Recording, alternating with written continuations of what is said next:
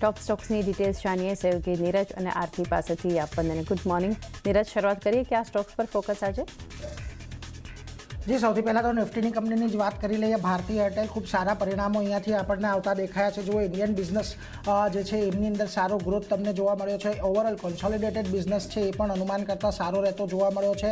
No doubt profit 11.5% વધ્યો છે, અનુમાન કરતાં થોડો ઓછો રહ્યો છે, પરંતુ ગ્રોથ સારો છે. રેવન્યુ અહીંયાથી અનુમાન કરતાં સારી રહેતી જોવા મળી છે. એબિટાનો પણ જે આંકડો છે એ 5% જેટલો વધ્યો છે અને અનુમાન કરતાં સારો છે. અને માર્જિન 57.1%થી નું અનુમાન હતું, જેની સામે 57.4% પર છે. ક્વાર્ટર ઓન ક્વાર્ટર બેઝિસ પર થોડો ઘટાડો ચોક્કસથી અહીંયા આપણને જોવા મળી રહ્યો છે, પરંતુ એવો કોઈ બહુ મોટો ઘટાડો નથી. થોડાક ફ્લેટિશ જ માર્જિન દેખાઈ રહ્યા છે. જોકે ઇન્ડિયન મોબાઈલ ગ્રોથ અહીંયાથી લગભગ 4% જેટલો વધ્યો છે. આરપુ તમારા 257થી વધીને 264 પર રહેતા જોવા મળ્યા છે.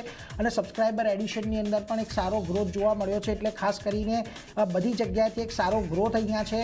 માર્જિન થોડાક દબાણની અંદર છે, એટલે એના પર એક ફોકસ રાખવાનું રહેશે, પરંતુ બાકીના પરિણામો સારા છે.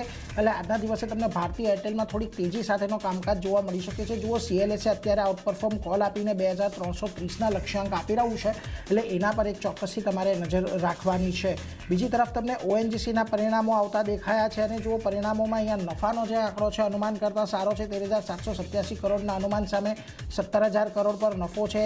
આવક પણ ઓલમોસ્ટ અનુમાન મુજબની જ રહેતી જોવા મળી છે. એબિટા 28,355 પર અનુમાન કરતાં સારા છે અને માર્જિન પણ અહીંયાથી સારા એવા વધતા જોવા મળ્યા છે. 35.3%થી વધીને 61% પર, અને ઓલમોસ્ટ અહીંયા પણ આંકડો પણ અનુમાનથી સારો છે. એટલે દરેક મોરચે અનુમાન કરતાં સારો ગ્રોથ આપણને ONGCની અંદર જોવા મળ્યો છે. અને ખાસ કરીને અહીંયાથી જુઓ, ઓઇલ આઉટપુટ ઇનલાઇન હતું, ગેસ આઉટપુટ અહીંયાથી 1% અનુમાન કરતાં ઓછું રહેતું જોવા મળ્યું. એટલા માટે CLSA થોડોક હાઈ કન્વિક્શન આઉટપરફોર્મ કોલ આપી રહ્યો છે 405ના ટાર્ગેટ માટે. એટલે અહીંયાથી ઓલમોસ્ટ ડબલ થાય એવી અપેક્ષા ONGC માટે અહીંયાથી CLSA લગાવી રહ્યું છે. એટલે ખૂબ સારા પરિણામો અહીંયાથી આવતા જોવા મળ્યા છે. એના પર એક નજર રાખીશું. આજે ત્યાં પણ તમને એક પોઝિટિવ કામકાજ જોવા મળી શકે છે. બીજી તરફ તમને મેરિકોના પરિણામો આવતા દેખાયા છે. જુઓ, ઓલમોસ્ટ અહીંયા પરિણામો પણ અનુમાન કરતાં સારા છે. 652 કરોડનો પ્રોફિટ છે, 587 કરોડનું અનુમાન હતું. આવક 3,957 કરોડ પર રહેતી જોવા મળી છે, ઇનલાઇન છે. એબિટા 819 કરોડ પર અનુમાન કરતાં ઘણો સારો આંકડો. અને માર્જિન અહીંયાથી ઘટવાનું અનુમાન હતું. જુઓ, ગયા વર્ષે આ ક્વાર્ટરમાં 20.1% હતા અને ઘટીને 19.8% જાય એવું અનુમાન હતું, પરંતુ એની સામે 20.1%થી વધીને 20.7% પર આવ્યા છે. હવે જ્યારે પરિસ્થિતિની અંદર એવી અત્યારે સિચ્યુએશન છે કે જે FMCG કંપનીઓના માર્જિન ઘટી રહ્યા છે, ત્યાં આગળ ટાટા કન્ઝ્યુમર છે કે મેરિકો જેવી કંપનીઓ અમુક એવી છે કે જ્યાં આગળ માર્જિનની અંદર વધારો છે. એટલે બજાર ચોક્કસથી આજે આને પણ ચીયરઅપ કરશે. અને સ્થાનિક વોલ્યુમ ગ્રોથ અહીંયા 11% પર રહેતો જોવા મળ્યો છે. જુઓ, લગભગ 20 ત્રિમાસિક બાદ ડબલ ડિજિટનો તમને અહીંયાથી વોલ્યુમ ગ્રોથ જોવા મળવો એ થોડુંક અનપ્રેસિડેન્ટેડ મેરિકો માટે પણ છે. એટલે એના પર એક ચોક્કસથી ધ્યાન રાખજો. આજે તમને અહીંયાથી સારી એવી તેજી ચોક્કસથી જોવા મળી શકે છે. જુઓ, HSBC બાયકોલ 1020ના ટાર્ગેટ આપી રહ્યું છે. નોમુરા બાયકોલ સાથે 1000ના ટાર્ગેટ આપી રહ્યું છે. જેફરીસ બાયકોલ સાથે 1000ના ટાર્ગેટ આપી રહ્યું છે.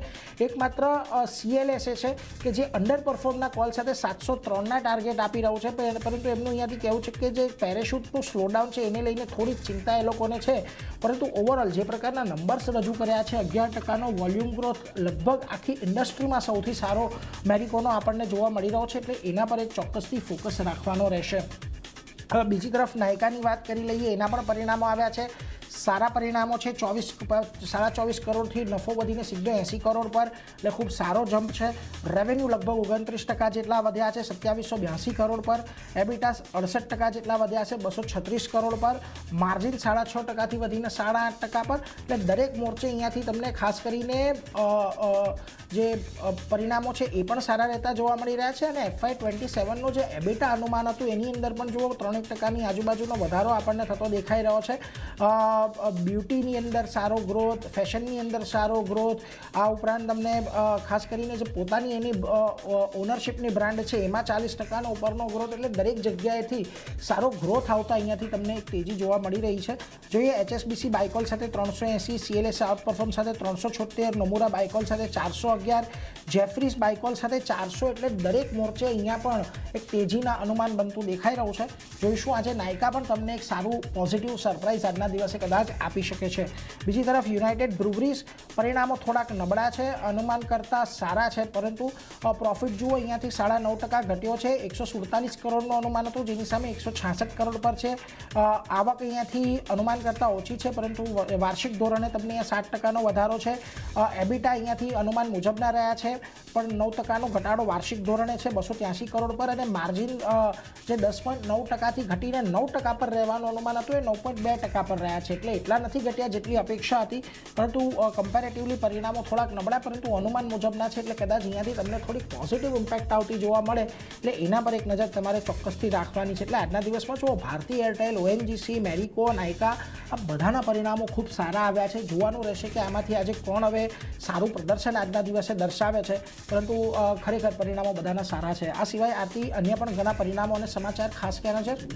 જે નંબર્સથી જ શરૂઆત કરીએ, BSE આજે ફોકસમાં રાખવાનું છે. અહીંયા નંબર્સ આવતા જોવા મળ્યા છે. આમ તો સારા નંબર્સ છે કમ્પેરેટિવલી, કારણ કે નફો જુઓ 9.6% વધ્યો છે, 874 કરોડની પાસે પહોંચ્યો છે, પણ અનુમાન કરતાં આંકડો થોડો ઓછો આવતો જોવા મળ્યો છે. 880 કરોડનું અનુમાન હતું, એની સામે 874 કરોડ પર આવ્યા છે નંબર્સ. આવકની વાત કરી લઈએ, 0.2%નો વધારો આવકના ફ્રન્ટ પર આપણને આવતો દેખાયો છે. 1566 કરોડની પાસે આવક વધીને આવી છે. આ સાથે જ કંપની જે છે તે IIBHમાં હિસ્સેદારી 3.33%થી વધારી 20% કરતી જોવા મળશે, અને એવરેજ ડેલી પ્રીમિયમ ટર્નઓવરની વાત કરી લઈએ તો તે પણ વધ્યું છે. 29,615 કરોડ હવે આપણને થતું જોવા મળ્યું છે. ઇક્વિટી ડેરિવેટિવ્સ રેવન્યુની વાત કરી લઈએ તો તે પણ QOQ બેઝિસ પર વધ્યા છે. 1155 કરોડની પાસે હવે પહોંચતા જોવા મળ્યા છે, જ્યાં કન્સોલિડેટેડ રેગ્યુલેટરી કોન્ટ્રીબ્યુશન એક્સપેન્સમાં 3%નો ઘટાડો ઓવરઓલ જોવા મળતો દેખાયો છે. આ સાથે ટ્રાન્ઝેક્શન ફી ઇન્કમની જો વાત કરી લઈએ તો તે પણ વધી છે, 1328 કરોડની પાસે પહોંચતી જોવા મળી છે, અને ક્લિયરિંગ સેટલમેન્ટ કોસ્ટ જે કન્સોલિડેટેડ છે તેમાં પણ વધારો, જે 87.2 કરોડ હતા ત્યાંથી વધી 90 કરોડની પાસે પહોંચતા જોવા મળ્યા છે QOQ બેઝિસ પર. એટલે ધ્યાન રાખવાનું છે. BSE લિમિટેડ નંબર્સ કમ્પેરેટિવલી સારા છે, પણ અનુમાન કરતાં થોડા આંકડા અહીંયાથી નબળા આવ્યા છે, એટલે અહીંયા કઈ રીતે રિએક્શન આવે છે એના પર ધ્યાન રાખવાનું છે. એટલે BSE પર એક ખાસ ફોકસ રહેશે. નેક્સ્ટ કાઉન્ટર PNB હાઉસિંગ ફાઇનાન્સનું છે. નંબર્સ સારા આવ્યા છે. અહીંયા ઓલમોસ્ટ નફાની વાત કરી લઈએ 4.3%નો વધારો છે. NII 7.5% વધ્યા છે. યર ઓન યર બેઝિસ પર આ નંબર જોઈ રહ્યા છે, એટલે એક સારું એક્શન PNB હાઉસિંગ ફાઇનાન્સ બતાવી શકે છે. અહીંયા ફોકસ રાખવાનું છે. નેક્સ્ટ MCXનું કાઉન્ટર છે. હવે અહીંયા ખરાબ નંબર્સ જોઈ રહ્યા છે આપણે. નફો 22% ઘટ્યો છે, જે 530 કરોડ હતો ત્યાંથી ઘટી 413 કરોડની પાસે QOQ નંબર્સ આપણે જોઈ રહ્યા છે. સામે આવકમાં 21%નો ઘટાડો છે. એબિટા 26% ઓલમોસ્ટ કંપનીના ઘટ્યા છે, અને માર્જિનની વાત કરી લઈએ તો જે 74.9% હતા ત્યાંથી ઘટી 70.4%ની આસપાસ માર્જિન આવતા દેખાયા છે. એટલે દરેક ફ્રન્ટ પર ખરાબ નંબર્સ છે, અહીંયા ધ્યાન રાખવાનું છે. બ્રોકરેજ રિપોર્ટની વાત કરી લઈએ તો જેફરીઝ MCX માટે બાય રેટિંગ આપી રહ્યા છે. 3600 રૂપિયા પ્રતિ શેરના લક્ષ્ય તેમના તરફથી મળી રહ્યા છે, તો ધ્યાન એક રાખવાનું છે. MCX માટે ખરાબ નંબર્સનું રિએક્શન જોઈ શકીએ છીએ આપણે. નેક્સ્ટ કલ્યાણ જ્વેલર્સનું કાઉન્ટર છે. નંબર્સ સારા આવ્યા છે. અહીંયા નફાની વાત કરી લઈએ, જે 264 કરોડ હતો ત્યાંથી વધી 349 કરોડની આસપાસ આવ્યો છે. આવકમાં પણ જુઓ 7268 કરોડથી 10,589 કરોડની આસપાસ આપણને આવક જે છે તે આવતી જોવા મળતી દેખાઈ રહી છે. એટલે કલ્યાણ જ્વેલર્સ પર પણ એક ધ્યાન રાખવાનું છે.